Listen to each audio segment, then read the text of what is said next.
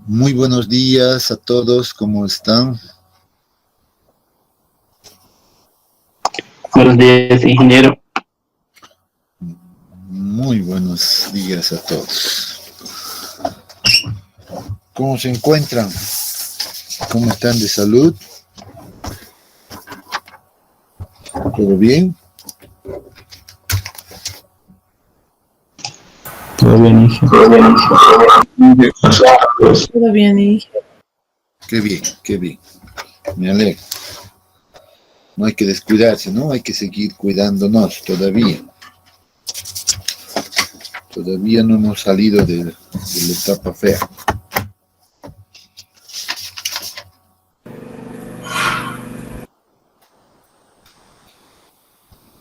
Muy bien, a ver, nos organizaremos por unos minutitos, ¿ya? A ver, el día de hoy, bueno, hoy es miércoles 14. Tenemos dos actividades que realizar. Primero, debemos tocar el tema de losas con la incorporación de vigas. Ya, eso lo vamos a hacer en una primera parte, ya que no es nada largo tampoco y tampoco nada extraño en realidad a lo que ya se conoce. Entonces esto seguro que no nos va a tomar mucho tiempo. La segunda parte va a estar dirigida a realizar la evaluación del segundo parcial, ¿no? El famoso segundo parcial. Exacto. Muy bien. Para lo cual vamos a requerir un tiempo de 30 minutos, como lo habíamos conversado la primera, bueno, no sería primera clase, sí, la primera vez que nos hemos encontrado conmigo, ¿no? Ahí habíamos acordado algunas cosas. Entonces uno de los puntos era justamente el tiempo del examen y habíamos dicho que 30 minutos iba a ser ese tiempo, que considera inclusive, pues, el tiempo para subir a la plataforma, sus respaldos, ¿verdad? Entonces, eso ahí lo vamos a tener, esos 30 minutos disponibles para dar el examen de manera tranquila y cómoda también, de tal manera de que no haya inconvenientes. Bien, entonces, sin embargo, bueno, vamos a iniciar seguramente este examen aproximadamente a las 11:15, se estimo, ¿ya? Para lo cual vamos a necesitar que todos estén con sus cámaras bien encendidas y sobre todo enfocadas, ¿no? Sus cámaras bien enfocadas hacia el desarrollo de su examen. Eso es lo que voy a ir observando en todo momento, ¿ya? Entonces, eso les voy a pedir que vayan tomando previsiones. Vamos a necesitar su carnet de identidad que también esté ahí, que le saquen además una foto conjuntamente su examen, su hoja de desarrollo. Consideren, digamos, de que tal vez el tiempo de 30 minutos con cámara incluida les consuma algunos megas adicionales, entonces les sugiero que también tomen en cuenta ese detalle y no estén quedándose cortos los que se conectan simplemente consiguiendo megas, ¿ya? Entonces tomen en cuenta ese detalle, cuidado que estén después complicándose al final a momento de entregar su desarrollo, ¿ya? Entonces, bien, si entonces hecho estas primeras aclaraciones, entonces iniciemos con nuestra primera parte, ¿de acuerdo? ¿O alguien tiene algún comentario?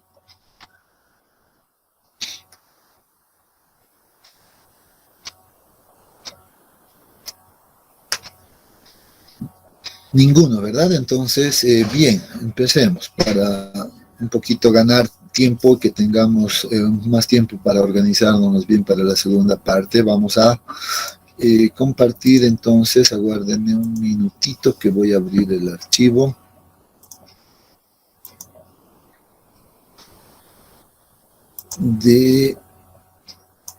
Exacto, aquí está.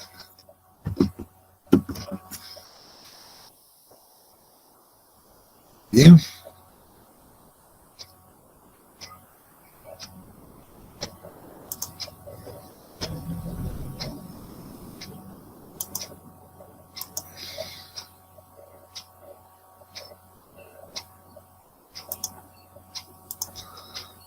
Ahí estamos.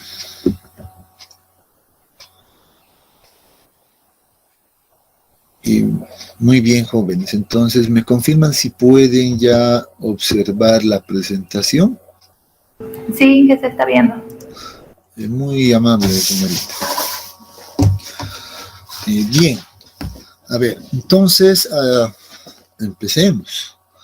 Este es un sistema de fundaciones, ya la losa con vigas, que se utiliza bastante ahora cuando se tiene, digamos, grandes esfuerzos que están siendo transmitidos hacia el terreno, ¿no? Entonces, es una ampliación tal vez ya del diseño de losas, como lo hemos visto hasta la anterior clase, por ejemplo. En realidad se sigue el mismo principio, ya se tiene el mismo principio. Básicamente podríamos decir, inclusive en la primera parte de dimensionamiento en planta, pues resulta ser inclusive pues idéntico, ¿no?, al diseño anterior. Por tanto, seguro que ese detalle es ya es claro, digamos, para todos. La diferencia está en que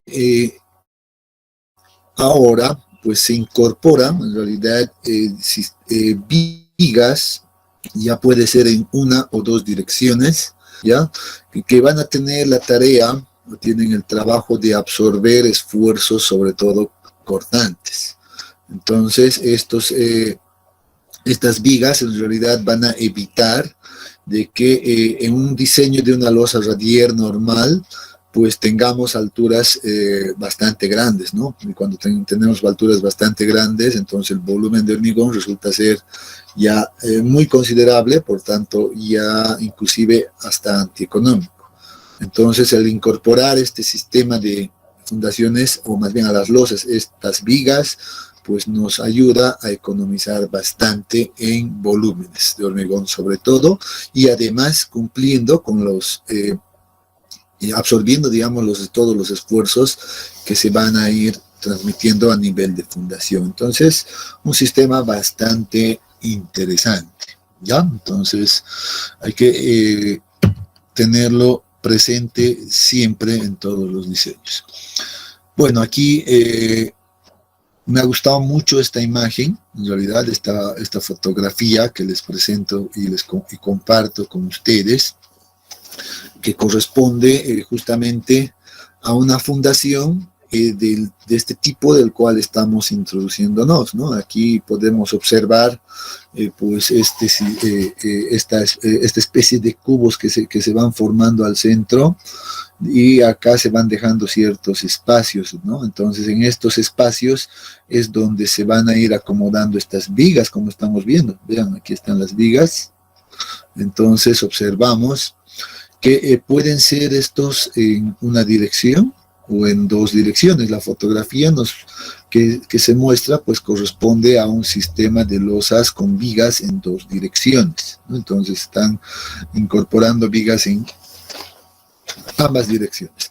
Esto también está muy relacionado en realidad con el nivel de cargas que va a llegar al terreno, ¿no? La fotografía, por ejemplo, presentada corresponde a las fundaciones de la torre Girasoles, en realidad, de la ciudad de La Paz, que tiene 40 niveles o 40 pisos en elevación. O sea, Imagínense la carga que pues va a llegar hacia al terreno, ¿no? Y sobre todo para las fundaciones, pues si uno hubiera querido realizar el diseño de una losa radier normal, seguramente que hubiéramos llegado o se hubiera llegado a una condición de una losa con un espesor bastante considerable, ¿no? No sé, me imagino 2 metros, probablemente 2.5 metros, no sé. Imagínense esto, bloques tremendos, ¿no? Entonces, o tal vez más, inclusive, ahí habría que ver el nivel de cargas. Pero solo imaginar esto, seguro que ya a uno nos pone clara la situación, ¿no? Entonces hay mucho volumen de hormigón de por medio que haría en todo eso. Sin embargo, en ese sentido, pues lo que se hace es justamente incorporar estas vigas ahí de refuerzo, que por lo general entonces lo que van a hacer es esto, ¿no? Nos vamos a eliminar toda esta parte, nos va a quedar algo así.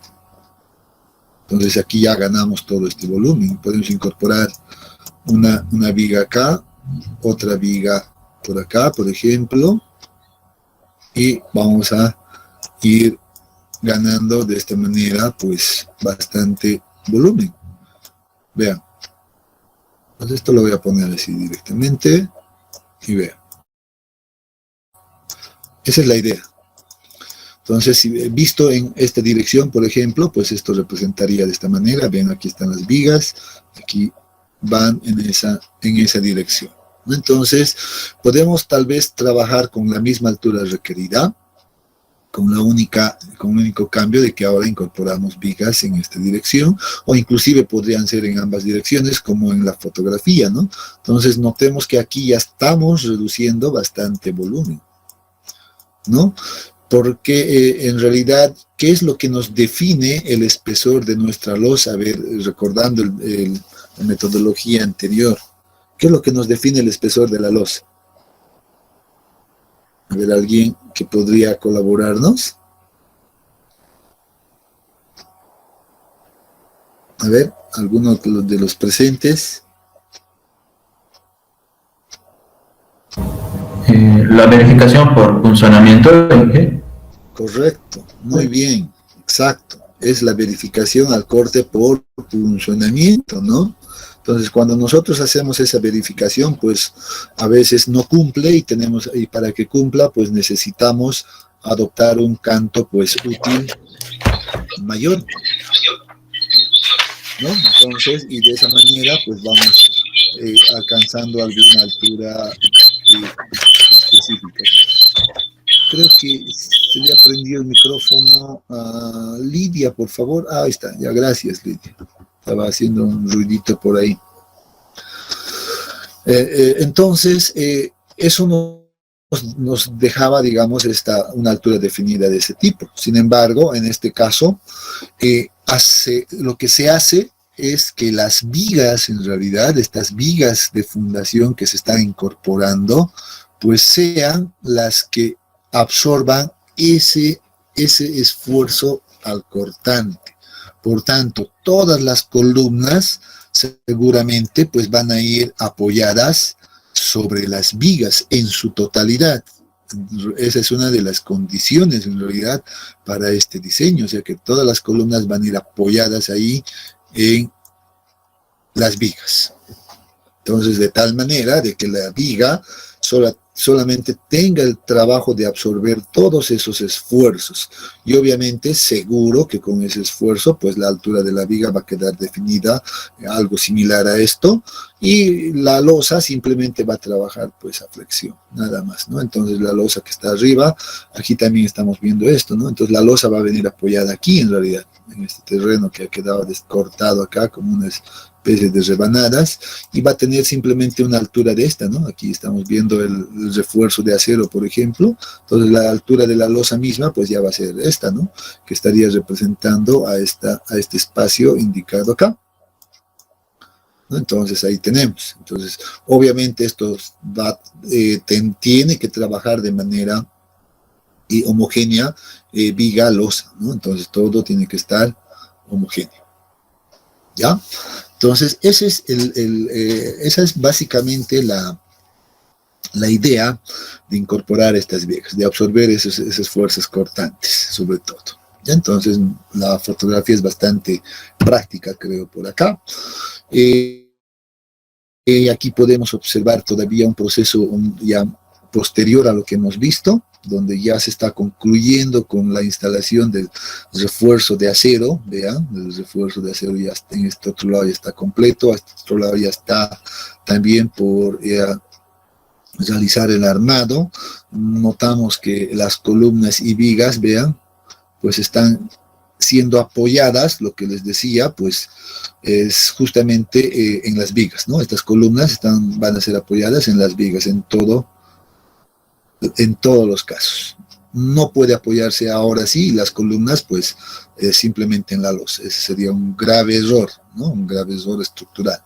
Entonces aquí vemos aquello, nos permite esta fotografía, pues observar ese detalle, es muy ilustrativo, ¿no? Entonces aquí tenemos ese detalle, ya aquí las vigas también ya se notan en esta dirección, en esta otra dirección, etcétera, ¿no? Entonces, interesante este sistema de armado.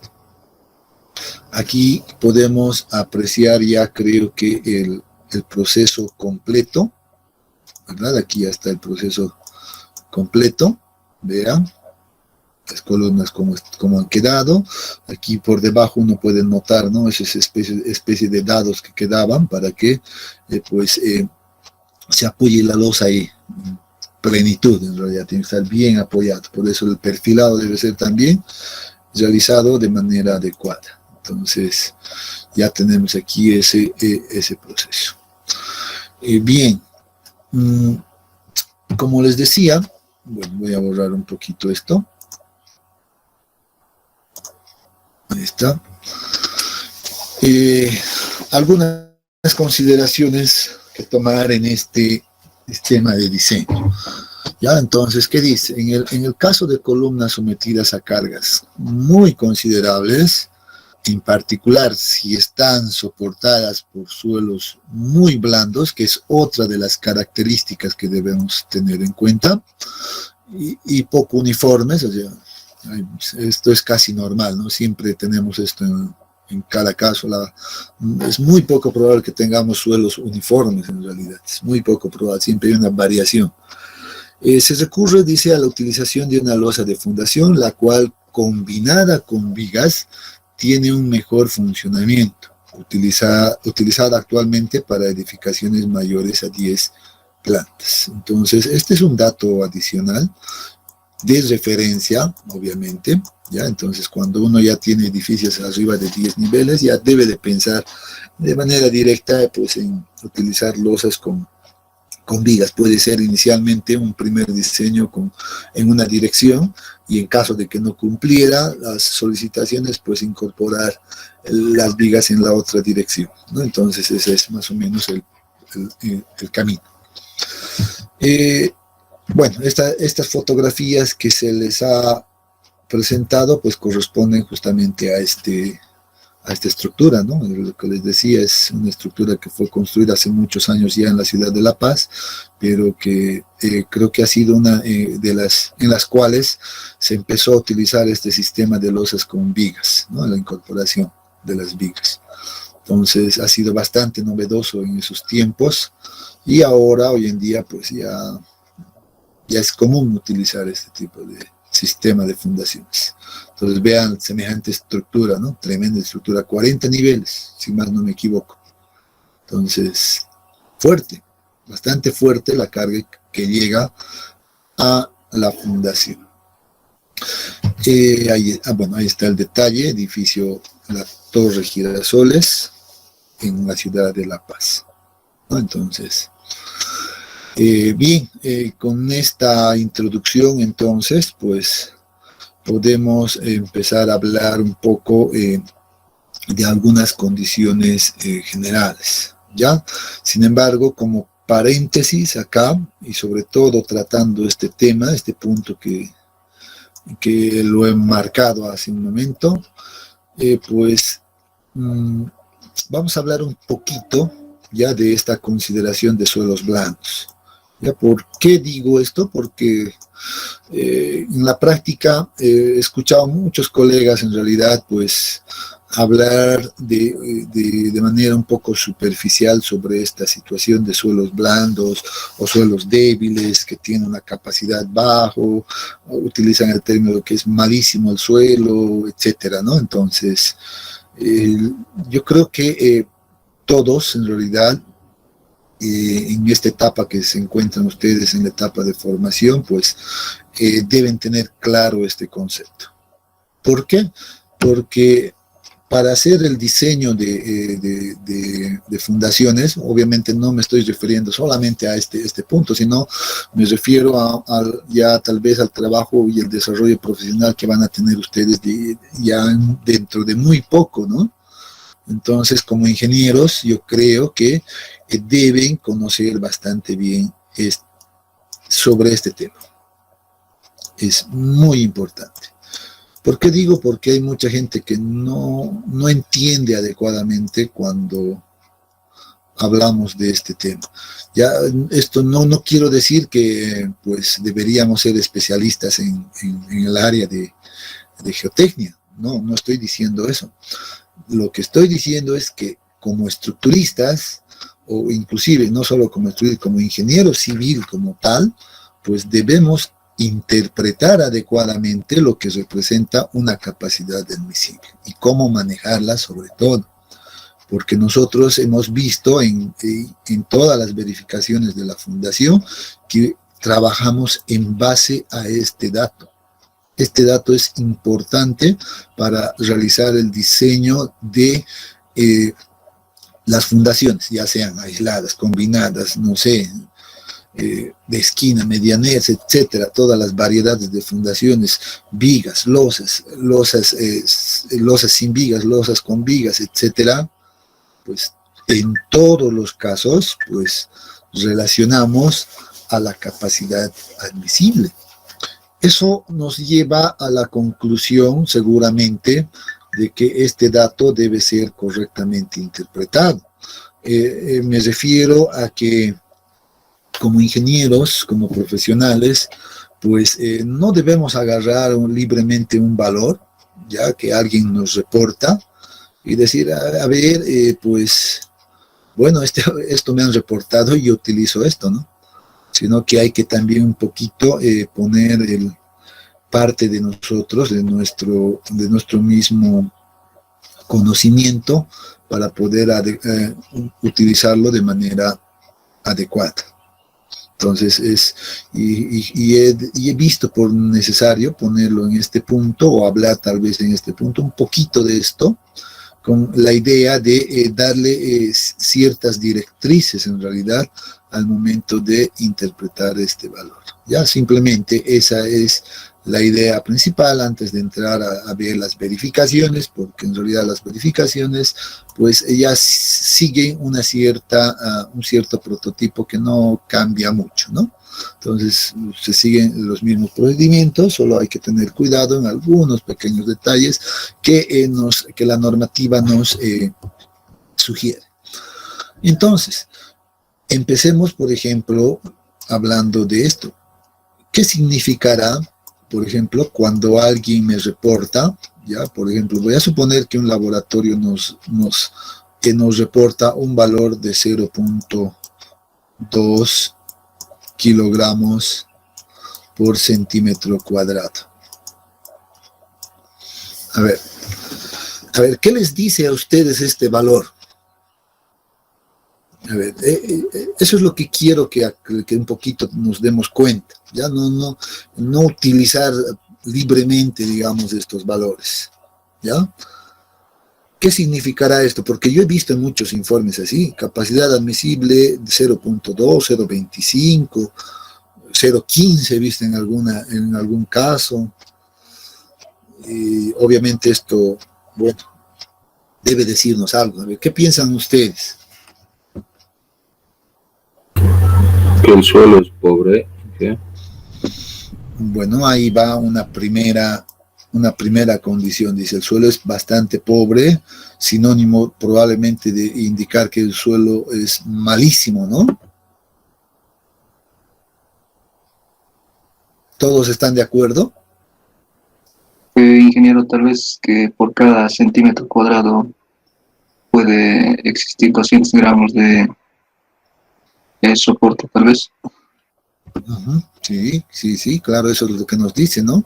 0.2 kilogramos por centímetro cuadrado. Si lo multiplicamos por 1000 sería 200 gramos por centímetro cuadrado que va a soportar ese material, ¿no? Eso es lo que básicamente nos está indicando. Ahora sí, vámonos a un caso de orden práctico. Y en la práctica, ¿qué material creen que tenga estas características?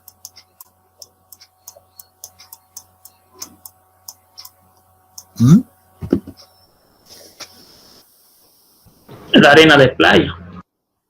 Una arena de playa, dice. Un solo arcilloso. Suelo arcilloso, ya ahí está bien, ya vamos relacionando un poquito el tipo de material. Sí, correcto, me gustan esas ideas. Pero yo les digo que 0.2 significa pues que sea prácticamente lodo, o sea, que esté completamente inundado, no sé, súper malísimo, digamos, lo que generalmente conocemos con palabras comunes, o sea, el barro mismo, ¿no? O sea, una situación donde tú apoyas tu pie y se entra hacia adentro, ¿no? Porque tú tienes un peso de ¿cuánto? No sé, 60 a 70 kilogramos y pues en estas condiciones pues tú pisas ahí y deberías hundirte en profundidad, no resiste más. Es lo que significa esto. Yo os pregunto, siendo honestos, cuando yo voy a construir algo, ¿será que voy a hacer un estudio, digamos, para poder, bueno, en una zona de estas características? ¿Será? Pues a simple vista deberíamos darnos cuenta, pues, de que el terreno para tener una capacidad de 0.2 kilogramos centímetro cuadrado debería de ser, pues, básicamente un pantano, ¿no? Entonces, para mí este valor, pues, es inaceptable, o sea, está mal. Yo veo mi terreno, es imposible, ¿no? Imposible, por muy malo que sea ese material, digamos, pero si no está en una condición así de lodo, pues es difícil encontrar este valor. Pero yo he visto en informes 0,2 kilogramos, escucha, he dicho, locura total. Y a veces, pues uno, en este caso la parte del estructurista, pues si no tendría, digamos, un poquito de este criterio, ¿qué va a pasar?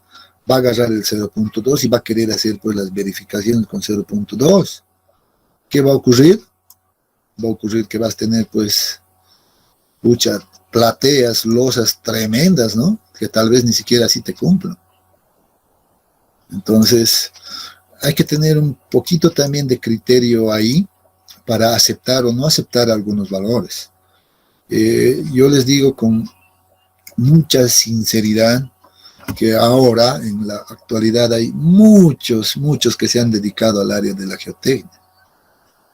Sin embargo, en un gran porcentaje de estos que se han dedicado a la geotecnia, pues no tienen claro los conceptos sobre capacidad admisible, ni mucho menos cómo se los determina. Ya piensan que con hacer un ensayo de granulometría o algo así ya podrían estimar yendo a algún libro o alguna bibliografía que vieron en algún lado, ¿no? Entonces, sin entender exactamente qué significa esto. Entonces, hay muchos, y bueno, y lo firman, y veo yo reportes firmados, etcétera, ¿no? En algún caso, por ejemplo, simplemente como anécdota les cuento, no hace mucho, unos jóvenes del Petán estaban trabajando para hacer el diseño estructural de un edificio de 10 niveles, ya, era su proyecto del Petán, y pues me traen un estudio de suelos que estaba simplemente hasta 3 metros de profundidad. Entonces, y me decían que la capacidad admisible era un valor X, y pues querían trabajar con aquello. Y ahí, pero a ver, seamos realistas. O sea, ¿cómo podemos trabajar en estas condiciones? Y me dicen, pero ingeniero, este proyecto, inclusive ya había estado realizado, lo peor, ¿no? Pero ya se ha ejecutado este proyecto y han trabajado con esto, con estos resultados. Nosotros estamos queriendo modificar esto bajo la norma X. Yo les he dicho, o sea, uno se entera de estas cosas y la verdad es que dice, realmente estamos mal, ¿no? Estamos mal en muchos aspectos. Entonces, obviamente yo estaba de tutor de ese proyecto y he rechazado ese estudio. De hecho, yo como responsable no puedo aprobar esto. O consigues, o realizan, o consiguen un mejor estudio adecuado, o no vamos adelante. Yo rechacé ese trabajo, en realidad. Entonces los jóvenes tuvieron que buscarse otra condición de trabajo. Pero simplemente hago ese paréntesis para mostrarles que así trabajan afuera. O sea, han trabajado. Y lo peor, ya había estado aprobado inclusive por la Sociedad de Ingenieros de Bolivia. En esas condiciones, yo digo, no tenemos ni siquiera un ente que se encargue de regular aquello. O sea, yo cada vez que me entero de esas cosas, pues no hago más otra cosa que renegar un poco, que puedo hacer. No, más de momento creo que nada, ¿no? Pero hay situaciones así. Bueno, retornando a esto, si alguien ve esto, es realmente una condición súper crítica, ¿no? La condición más baja que hemos podido encontrar, y esto les digo con experiencia tal vez de haber estado en geotecnia por muchos años, en una situación más crítica que hemos alcanzado, pues era una condición muy feita de 0.45, era lo más bajo que tengo reportado en realidad, como un dato del suelo, de uno de los suelos peorcitos tal vez, por así decirlo, ¿no? Kilogramos por centímetro cuadrado. Muy próximo a ese 5. En la práctica mismo, pues uno va a encontrar pues valores de 0.5 que los relacionan bastante con suelos malos, ¿no? Las mismas unidades, 0.5 kilogramos centímetro cuadrado.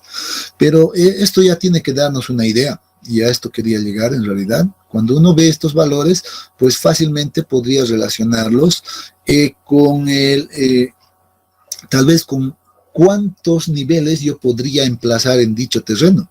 Si yo tengo una capacidad en sí de 0.5 kilogramos por centímetro cuadrado, pues ya rápidamente yo debería agarrar y decir, a ver, ¿cuántos pisos podría soportar esta capacidad?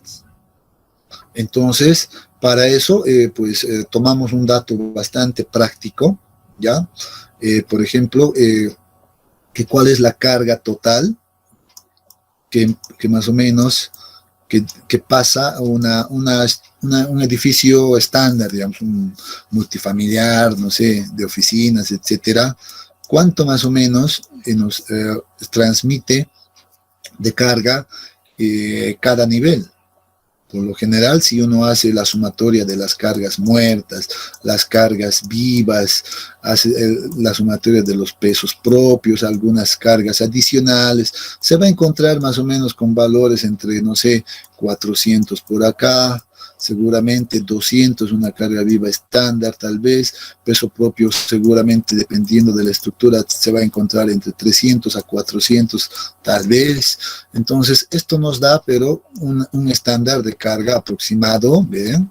Aproximado, aquí cuánto tenemos, 700, 800, 900 aproximado, toneladas en este caso podemos hablar, estamos hablando en, a ver, no, estamos mal. Es kilogramos, 900 kilogramos, porque estamos hablando de kilogramos metro cuadrado, ¿verdad? Kilogramos, por eso no hay que olvidarse de las unidades para no hablar de esta manera. Entonces estamos hablando más o menos en estas unidades, 900 kilogramos metro cuadrado, que si uno, para hacer una estimación rápida, pues puede asumir que uno de estos niveles va a ser muy próximo, por ejemplo, a 1 tonelada, ¿verdad? Ahora sí, por metro cuadrado. Es un valor bastante referencial que se maneja, ¿no? Para hacer algunos cálculos estructurales, 1 tonelada metro cuadrado, y en eso, pues, bueno, ahora sí, en base a este dato, simplemente referencial, pues uno podría relacionar esta condición con la capacidad de resistencia del terreno. Entonces, si hablamos nosotros en términos de 0.5 kilogramos por centímetro cuadrado, si esto llevamos a unidades de toneladas metro cuadrado, seguramente vamos a tener un valor muy próximo, ¿ya?, a 5 toneladas por metro cuadrado. Hagan, si quieren, el cálculo la de unidades ustedes, no debería de cambiar esto, ¿no? Próximo a 5 toneladas metro cuadrado. ¿Qué estamos diciendo ahora entonces? Vean, 5 toneladas metro cuadrado puede resistir este suelo que inclusive yo lo había considerado malo. Aquí tenemos el tema estructural, 1 tonelada metro cuadrado, ¿no? Por nivel estamos hablando. Entonces, esto me lleva a la conclusión de que, por ejemplo, en suelos que tienen capacidad admisible de 0.5 kilogramos centímetro cuadrado, yo podría emplazar una estructura de hasta 5 plantas. Vean eso. Entonces, vean que ya esto me deja mucho más tranquilo, ¿no? 5 plantas, digo, con 0.5 puedo llegar tranquilamente a fundar en condiciones normales, seguramente hasta una estructura de 5 plantas. Vean aquí, inclusive la situación más crítica que he visto, digamos, bueno, que he ejemplificado acá, 0.2, siguiendo la misma lógica. ¿Cuántas plantas me soportaría? Máximo 2. ¿No? Entonces, vean, inclusive en esa situación crítica, ¿no? Entonces, este es un dato interesante que deberíamos también acostumbrarnos a manejar. ¿Qué pasa si nosotros ahora vemos valores un poquito más altos? Por ejemplo, 0.8. Siguiendo la misma lógica, 8, entonces relacionamos con 8 niveles. Vean, interesante. Entonces, ¿qué pasa ahora si alguien observa estos valores de, por ejemplo, de capacidad admisible, que es bastante común, el 1.5, que 1.3, 1.2, que es lo que más se observa? Entonces nos está diciendo de que en este material tú puedes emplazar hasta ¿cuánto? ¿Cuánto sería 1.5 a 15 toneladas metro cuadrado? Por tanto, estamos hablando de emplazar hasta 15 plantas en un terreno con 1.5 kilogramos por centímetro cuadrado. Y al final uno se da cuenta que nomás este valor ya me está definiendo de alguna manera este límite. En el caso del ejemplo que hemos visto, recuerdo el dato proporcionado obviamente por un ingeniero que ha trabajado ahí, recuerdo, era de 3.5. Ese dato en La Paz, me parecía un valor bastante razonable en realidad, 3.5 kilogramos centímetro cuadrado. Siguiendo la misma lógica, pues esa estructura debería soportar tranquilamente un edificio de hasta 35 plantas. ¿Cuántos han colocado ellos? Han colocado 40 niveles. ¿Cómo han logrado hacer eso? Ahí está ya un poquito la modificación, ¿no? Obviamente en condiciones normales podían soportar de esa manera. Ahí es donde incorporaron, por ejemplo, para cubrir este pequeño desfase, pues incorporaron ahí las vigas a las losas radiales. ¿no? Eso ya es una incorporación. Pero bien, ¿no? O sea, si yo lo interpreto de esta manera, pues parece bastante práctico. Parece bastante práctico. Pero, ahí está, siempre hay un pero, ¿no? La incertidumbre. ¿Realmente este valor que estos señores me están reportando será correcto? ¿Estará determinado de manera adecuada? Y ahí es donde yo debería, como estructurista, pues revisar el reporte que estos señores me presentan. No solo mirar el valor, ¿no? No irme a las recomendaciones y decir, a ver, se recomienda utilizar un valor de 1.5, por ejemplo. Porque la mayoría hace eso, ¿no? Sin fijarse de dónde viene. Y esto, como conocimiento general, pues deberíamos de hacer todos. Mirar el valor y mirar el informe para ver si se ha determinado adecuadamente este valor. Ya no olviden que el reporte geotécnico al final pues va a ser una referencia para nosotros, para los que hagan el trabajo del cálculo estructural. Es una referencia. Entonces, inclusive el que va a tomar la decisión es el estructurista, el de adoptar o no adoptar el valor recomendado por este valor. Yo he visto a muchos profesionales, por ejemplo, que dicen, pues, estos de suelo siempre nos presentan unos ciertos valores, pero yo por estar más seguro y la experiencia misma me lleva a tomar, por ejemplo, no 1.5 en este caso, sino voy a tomar, por ejemplo, 1.2. Hay otros que piensan de esa manera. Hay otros que más bien dicen, no, generalmente estos me presentan unos valores bastante bajos, que me están haciendo gastar mucho hormigón, más bien en las dimensiones de la fundación, por lo que yo prefiero irme más bien un poquito más arriba, le voy a poner un 1.8, porque estos de suelos le ponen muchos factores de seguridad y nos dan estos valores. Generalmente he escuchado a gente hablar de esa manera, ¿no? Entonces, hay distintos criterios bastante divididos, ¿no? Entonces, ¿cuál es la recomendación? La recomendación es mirar el procedimiento. Esa es la recomendación.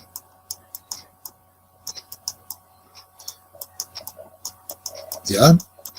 Esa es la recomendación que les puedo hacer yo. ¿Qué deben mirar en el procedimiento? Dos cosas principalmente. Cuando uno va a determinar este valor, pues lo primero que debe reportar seguramente es un valor de capacidad última y que además esté determinado con los métodos semiempíricos, como son, no sé, Meyerhoff, Bessig, Hansen, etcétera, que consideren las propiedades de resistencia del terreno. Y estos, obviamente, pues van a estar en función a los parámetros del ángulo de fricción interna, la cohesión no drenada, perdón, aquí está el ángulo de fricción interna, la cohesión, resistencia no drenada, etc.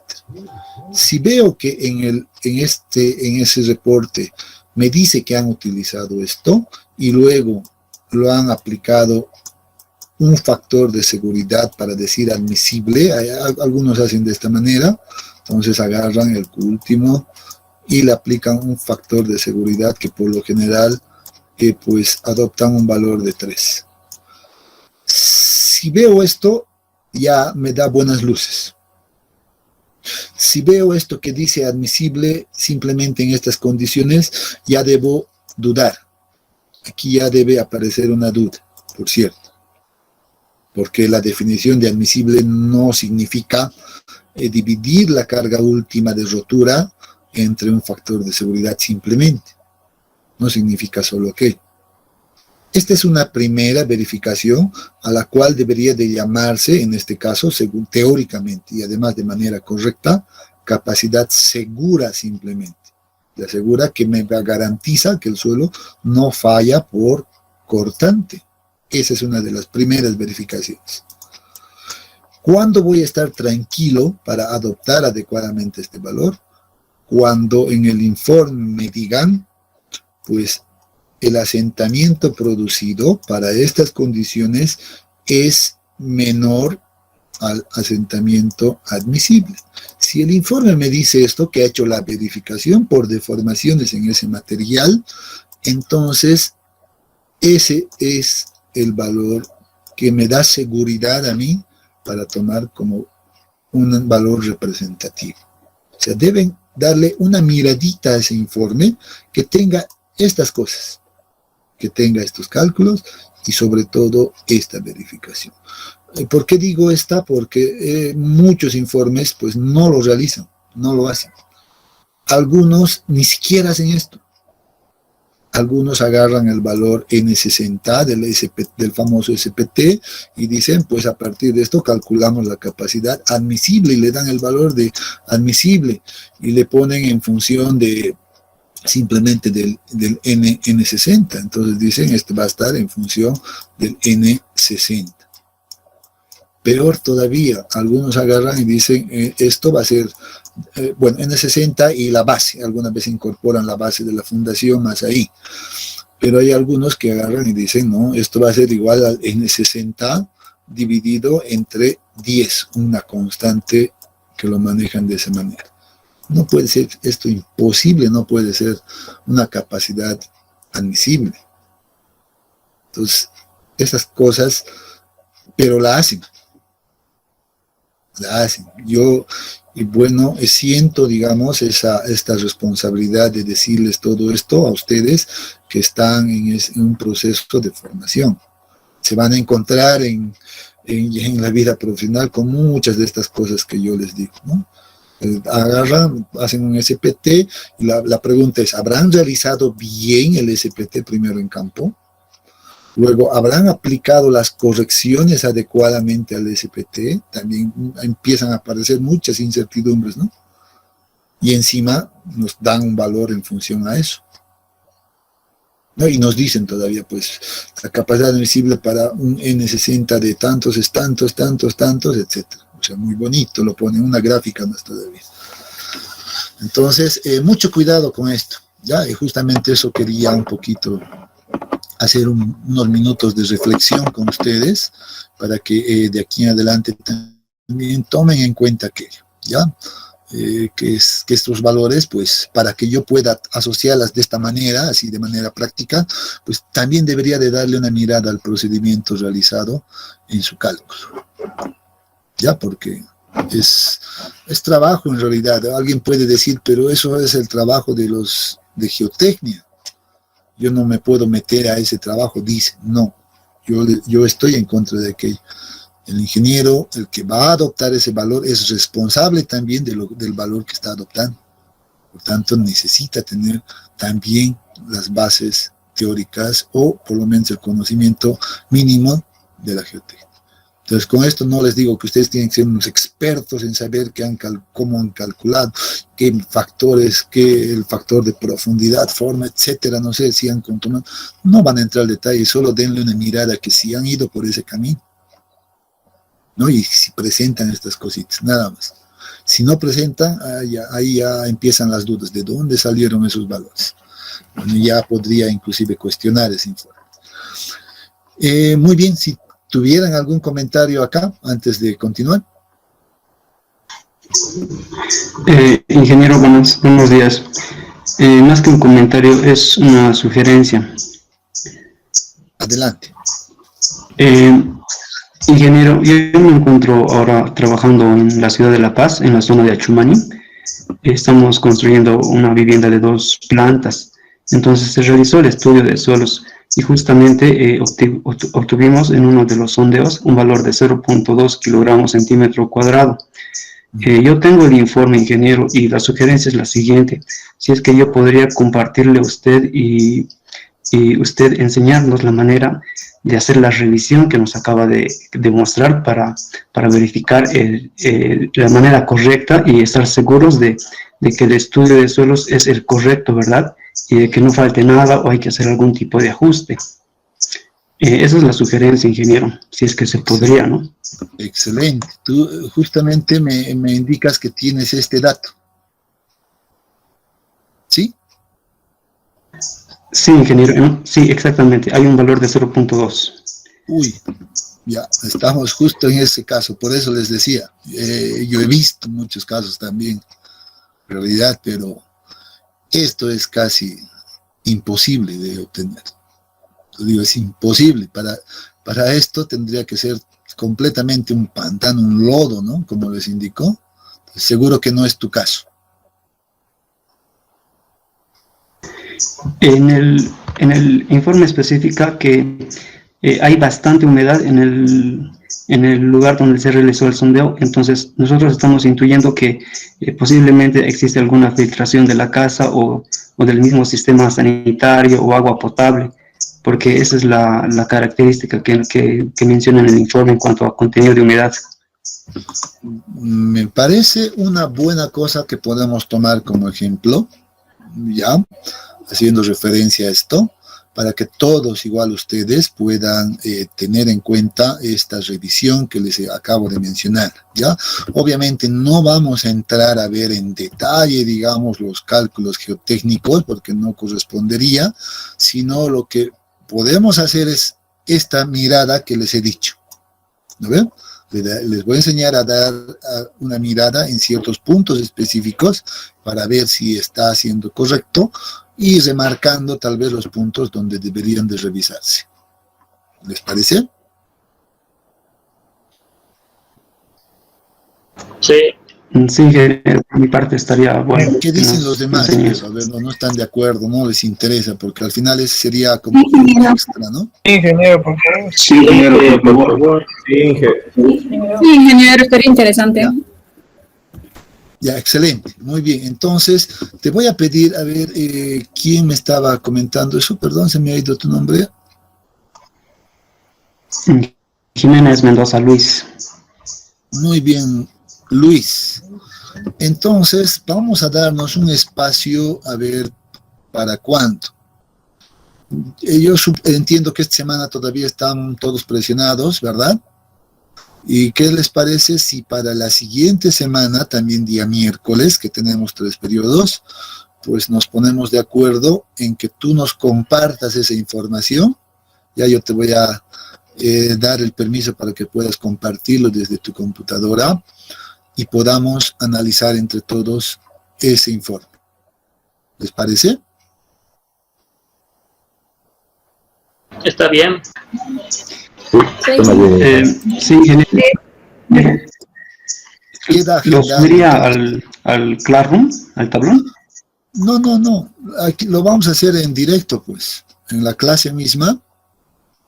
La vamos a compartir, o tú la vas a compartir, ya, como documento mismo. Y nosotros vamos a ir mirando desde el inicio hasta el final. Ya, y vamos a hacer aquello. O también ahí está, bueno, la puedes compartir con todo el grupo si quieres, al WhatsApp dice, correcto, me parece bien. Y de ahí, bueno, simplemente para que tengan una referencia de un estudio de esos, ¿no ven? Entonces, hay que tener mucho cuidado también con esto, ¿ya? A veces no es nomás manejar cierta información de manera libre. Hay que ser un poco responsables también con aquello. Nosotros lo vamos a ver obviamente por un tema académico, ¿ya? Entonces, donde se supone estamos nosotros en un proceso de formación y ese nos va a servir simplemente como un ejemplo para hacer un análisis. No es que vamos a ir y vamos a decir, pues usted ha hecho mal, usted ha hecho esto, eso ya competiría a otra instancia, ¿no? Entonces, hay que tener un poco de cuidado también con aquello. ¿De acuerdo? Ya. Está bien, ingeniero. Gracias. Ya, muy bien, entonces el siguiente miércoles nos vamos a poner manos a la obra en eso y vamos a analizar un poquito ese informe. Ya, muy bien, si no hay más, ahora continuemos rápidamente en el tiempo que todavía nos queda. Inge, buenos días, una consultita. Adelante. En el proyecto tenemos un cubo admisible de 0,75 y que la solicitación es casi 16 toneladas metro cuadrado, entonces no sé. Y tenemos 3 límites de propiedad también. Uh-huh. Ese es un tema bastante crítico, ¿no? Ahí tienen, yo he visto ya la solución de ese problema en realidad. la verdad me disculpo.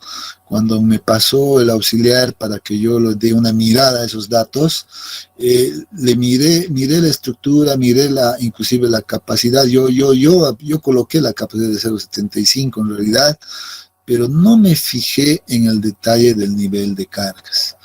Mi sugerencia para mí era que ese nivel de cargas más bien sea una variable en función para cada estudiante, en función al apellido inclusive, pero creo que no me entendió muy bien y se manejó de esa manera. Correcto, yo sé si las fuerzas están siendo muy grandes, no les va a cumplir bastante. Muchos de sus compañeros ya me han indicado aquello. Yo les he dicho dos alternativas, ¿ya? La primera, ya, no sé si a todos les ha pasado lo mismo, jóvenes, a ver. Sí, ingeniero. Ingeniero no cumple. Ya, entonces vamos a retornar nomás a una condición ya de, por ejemplo, estamos hablando de 2 kilogramos centímetro cuadrado, que era la versión original, creo, de ese valor. Ya, entonces, por favor, esto anótenlo ustedes y también en el informe van a colocar, digan, de acuerdo a coordinación con el ingeniero, se ha decidido adoptar un valor de 2 kilogramos centímetro cuadrado de capacidad admisible. Colócanlo también en su informe. Pero además, yo les digo, este informe yo lo voy a revisar, por tanto, me lo van a entregar a mí, ¿ya? Entonces, no hay ningún inconveniente al respecto, ¿ya? Ingeniero, igual no me cumplía a mí la losa, así que he tenido que aumentar sección en las dimensiones. De esa manera estoy intentando hacer cumplir y ya tengo un poco más de avance en ese sentido. Tendría que volver a hacerlo con estos 2 kilogramos sobre centímetro cuadrado. Sería ideal que uniformicemos a 2 kilogramos, por favor, ¿ya? Ingeniero, una consulta. Se asignó dos valores, uno de 0.75 y otro de 1.2. Este valor de 2 es para todos, ¿verdad? Sí, la capacidad admisible tenía que ser constante en realidad, ya, para todos. ¿Ya? Bien, espero que con eso un poquito ya tengan claro que en realidad eso se iba a solucionar con un pequeño detalle, incorporación de vigas. Seguro que se solucionaba. Pero como les dije, probablemente, bueno, en ese proyecto no se estaba considerando la incorporación de vigas, por tanto, vamos a tener que flexibilizar en el tema de la capacidad admisible. ¿Ya?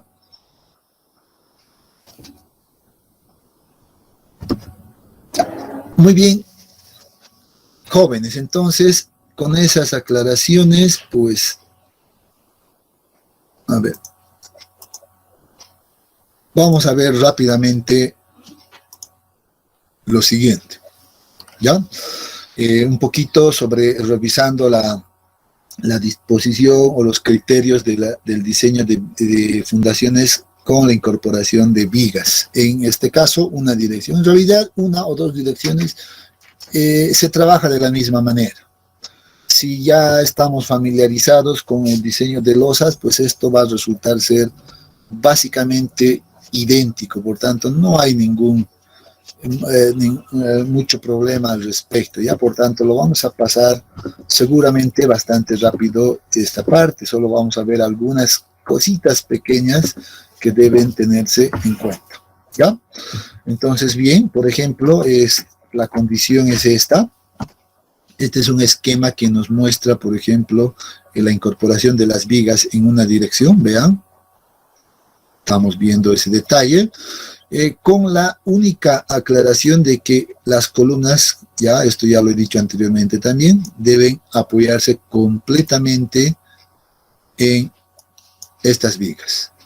Además de que el perímetro crítico que nosotros vayamos a definir también se encuentren ya dentro del ancho de la viga. No puede pasar acá.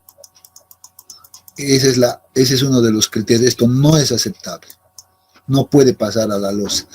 Toda la dimensión del perímetro crítico debe estar contemplada en el ancho de nuestras vigas, tanto aquí en las laterales, en las centrales, etcétera.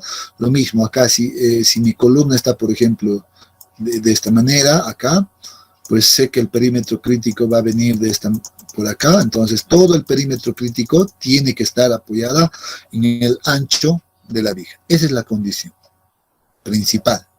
Acá lo propio en todo lado, las esquinas, laterales, etcétera. Condición a tomar en cuenta, ¿ya? Por eso dice acá, las excentricidades producidas por las reacciones de las columnas no deben ser grandes, es decir, que no deben generar diferencias muy amplias entre presiones comparado con la mayor calculada. Nuevamente, la condición de el núcleo central debe ser respetada, de que la resultante debe caer dentro del centro del núcleo central, se mantiene. No cambia en lo absoluto. Los límites también se mantienen, B sextos, L sextos en esta otra dirección, etc. Eso no va a cambiar en absoluto, son los criterios que ya lo hemos visto.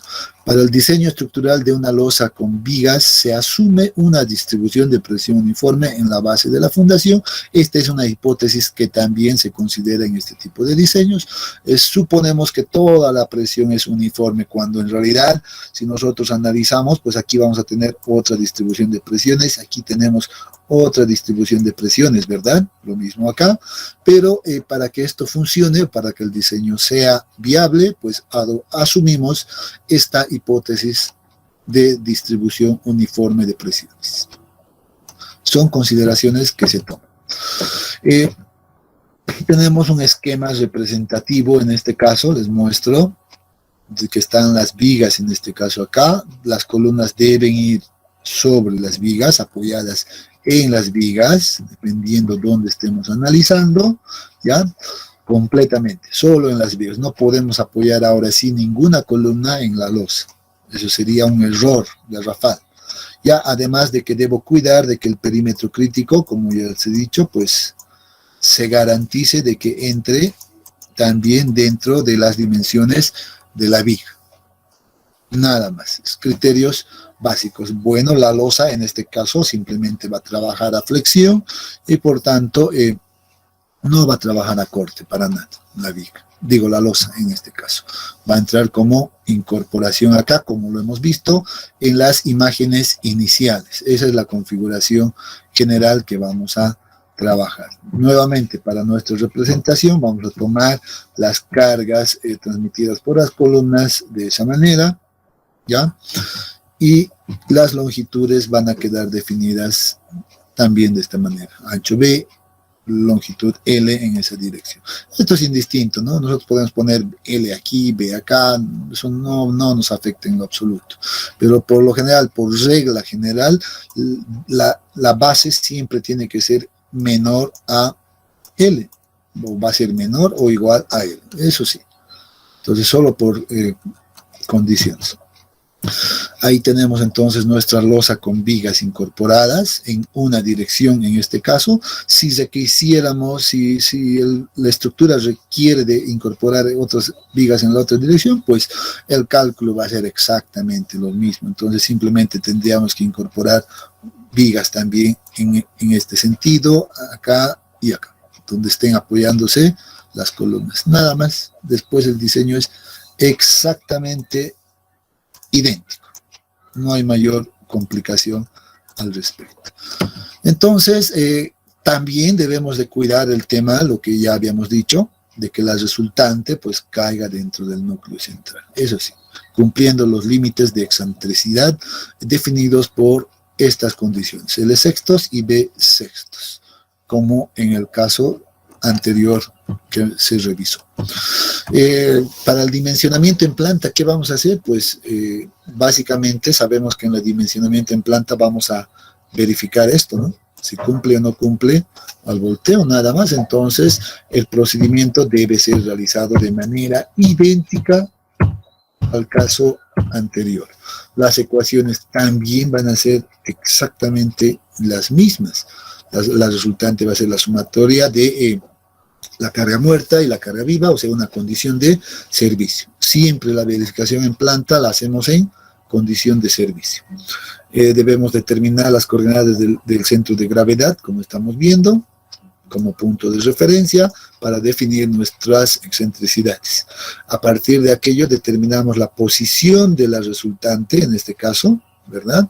Haciendo un equilibrio de momentos de la resultante con relación a las demás fuerzas transmitidas en las distintas columnas.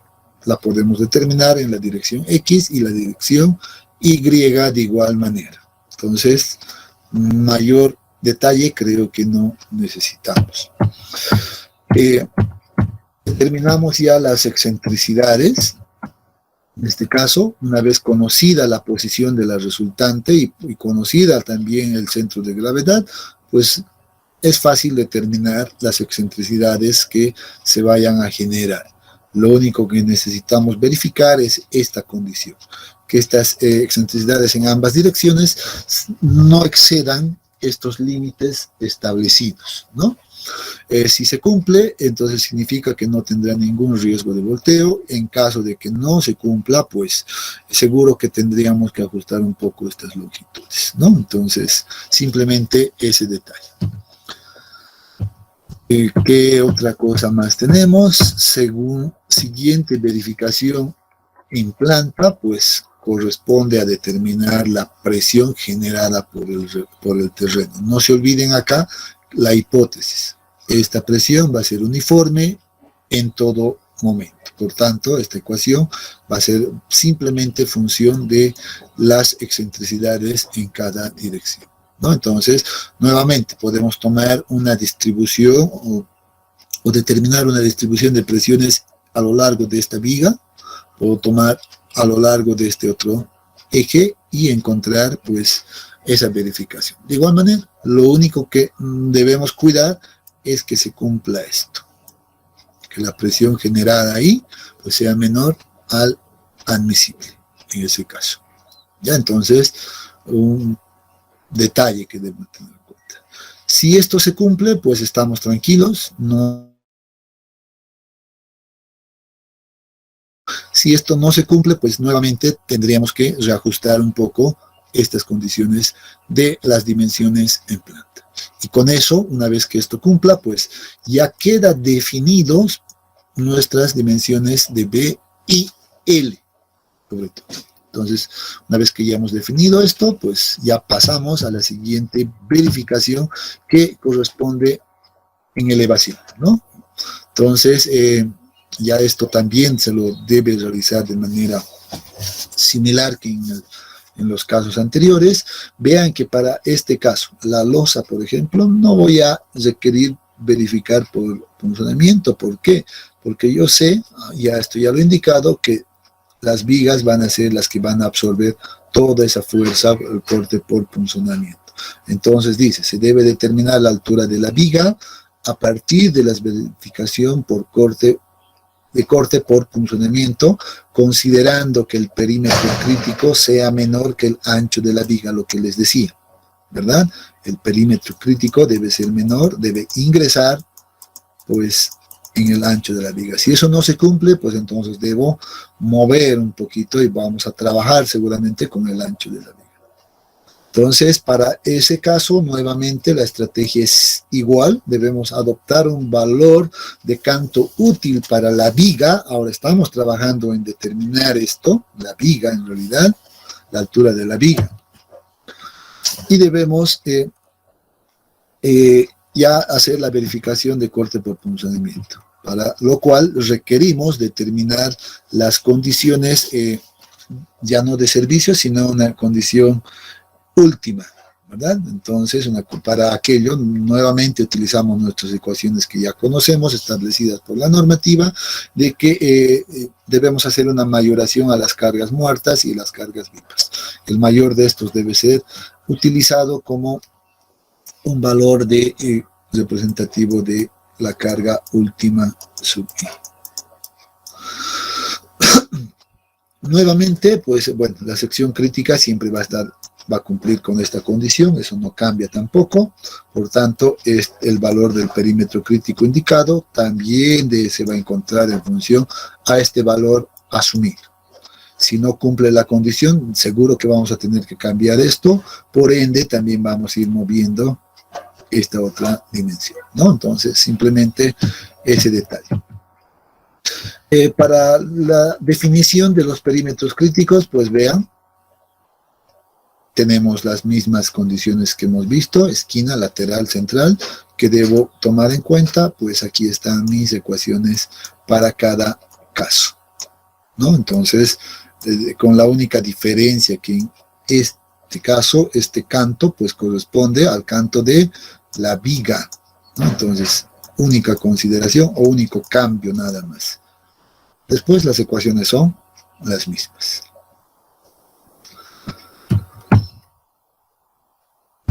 La verificación que se debe realizar, pues, es igual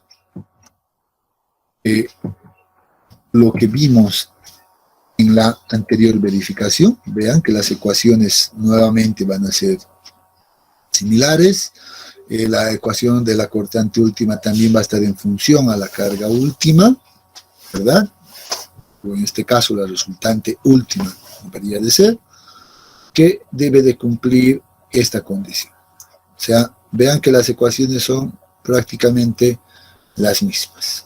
Nuevamente, aquí están los factores para cada caso y el procedimiento pues resulta ser idéntico. A partir de este punto, nosotros vamos a definir seguramente más bien el canto adecuado, si este valor ha sido el correcto, o caso contrario, si no cumple, pues vamos a tener que hacer un proceso iterativo para poder encontrar ese valor de canto útil adecuado. En el caso de ya el análisis de esfuerzos, nuevamente este esquema ha sido simplemente adoptado a modo de ilustrativo, para poder tener una idea de cómo vamos a trabajar al respecto, ¿no? Entonces, nuevamente acá lo más recomendable o lo que se hace más ahora en la práctica es agarrarnos un programa numérico y a partir de aquello determinar el nivel de esfuerzos que va a emplazar, pues en este caso, nuestra losa. El trato va a ser de la misma manera, obviamente para las vigas la vamos a tratar como viga y para la parte del refuerzo por flexión en la losa de la misma manera, ¿no? Entonces, ahí está. El análisis debe ser realizado para todas las franjas de la losa definidas o para cada condición. Bueno, aquí ya deberíamos de un poquito ver el tema del refuerzo de acero. Las ecuaciones no van a cambiar, esto está establecido por la normativa, por tanto, pues simplemente necesitamos conocer los momentos, en este caso positivos y negativos, resultado de un análisis estructural, y con eso pues vamos a ir absorbiendo cada requerimiento, ¿no? Entonces la ecuación no es nada distinto. Finalmente verificamos la condición de acero, en este caso mínimo, utilizamos este valor para las losas, ¿no? Entonces ahí tenemos 0.018 o el 1.8 por 1000 que debe cumplir esta condición.